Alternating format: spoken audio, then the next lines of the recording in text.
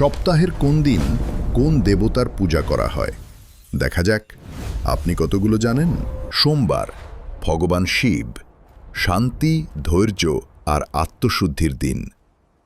মঙ্গলবার বজরং বলি হনুমান, সাহস, শক্তি আর ভক্তির প্রতীক। বুধবার গণপতি, বুদ্ধি, সাফল্য আর নতুন শুরুর দিন। বৃহস্পতিবার মাতা লক্ষ্মী, সমৃদ্ধি, সৌভাগ্য আর কল্যাণের দিন। শুক্রবার মাতা সন্তোষী, সন্তুষ্টি আর মানসিক শান্তির দিন। শনিবার গহরাজ, শনিদেব, কর্মফল আর ন্যায়ের দিন। রবিবার সূর্যদেব, শক্তি, আত্মবিশ্বাস আর জীবনী শক্তির দিন। ভক্তি শুধু বিশ্বাস না, ভক্তি হল শুদ্ধ মন আর সৎকর্ম। ভিডিওটা ভালো লাগলে শেয়ার করে দিন।